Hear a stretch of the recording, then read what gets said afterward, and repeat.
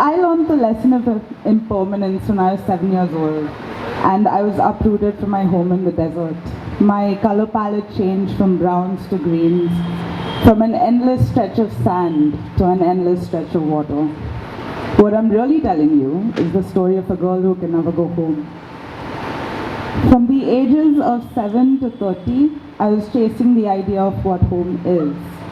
And the thing about truly chasing something elusive, aside from the required dedication, is the fact that you often find yourself in the strangest of places. So I think of my life as a fantasy novel, in the setting of a mystical mansion on a remote island, surrounded by fantastic beasts and friendly shadows. Every room in this house leads to a different realm, complete unto itself. And the only way to discover all of its windows would be to open every single door. I am 19 years old, and one of the doors has opened to a law school. This is who I thought I was, and just as I settled into a rhythm of mock courts and constitutional law, I see the outline of another door opening itself up to me. The only way to discover this, and every single cell of my body started vibrating as I walked through this door. I find myself in another room. This one is hectic and loud, boys running around. And just as I settled into a rhythm of wedding planning and stage design, I thought that, again, this is where I'm meant to be. Every cell in my body vibrates with excitement. And now I'm sitting in a classroom studying the history of ideas in St. Xavier's, Bombay. A voice whispers to me that I beat out 8,000 people for the seat, but for the life of me, I cannot remember how or why. Just as I settle into the rhythm of the big city, another portal opens. This one led me to Anurag Kashyap's production house, just as Gangs of Wasaipur released. I was suddenly working for a new production called Shots, and as these things go, a comfort zone was developed, a new door swung open, pushing me into the metaphorical white light. Sitting in my friend's house in Bombay, scribbling my heart out into a notebook after a terrible relationship, a simple sentence changed my life forever. Anika, if you can write, you must be able to draw. And just like that, a sentence which had no obvious logic to it opened up another portal, the life of an artist. I began to delve deeper into my own psyche through my newly found love of colors and lines. Again, just as I got comfortable with my own expression, a new fascinating door began to open. This one resembled the antique doors of Bhagwan homes. This portal led me back to Goa with the intention of finding a community that I could move within. I found it and myself in a dingy little bar, the size of a 2-car garage, with 2 great musicians and 1 alien woman up on stage, and I couldn't move until they were done. It was here in this particular room that I decided to wait around for 7 years, and it has been absolutely fascinating.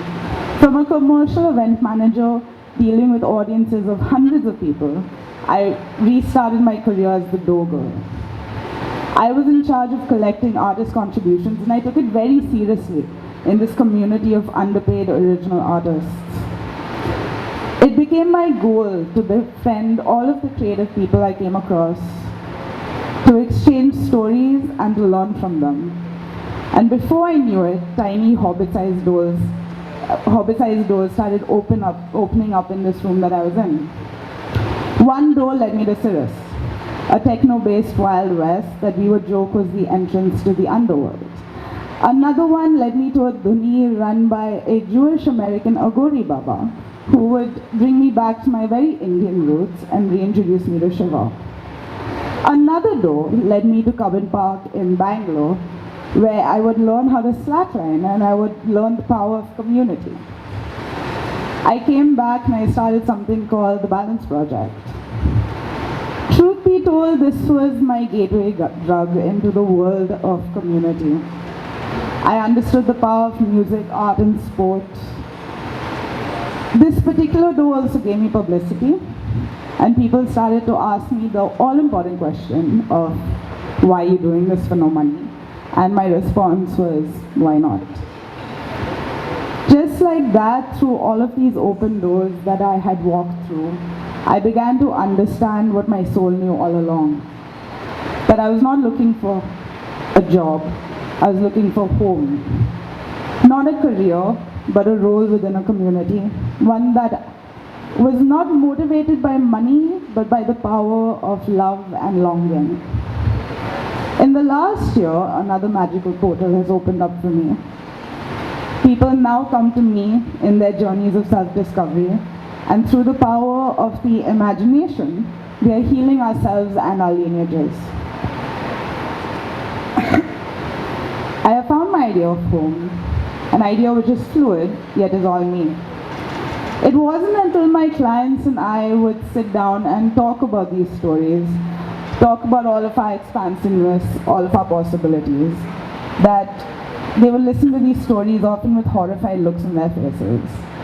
That's when I really started to realize that taking every single open door wasn't really considered normal.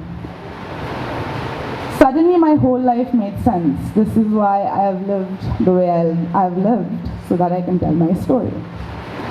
From law school to event management, from journalism to films, from poet to curator to entrepreneur to spiritual coach.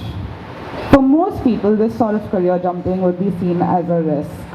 And I guess this makes sense when the motivator is money. But when the motivator is love and belonging, the collecting of experiences and storytelling, life can get pretty interesting. And you never really know where you're going to land. The secret to taking risks is not to think about it. Just know that you live in an absolutely safe reality, as Hema also pointed out. You live in your father's house. Nothing is permanent, neither success nor failure. If you see that open door, take it. We are here to explore life, and exploring our own expansiveness is a big part of that. Thank you.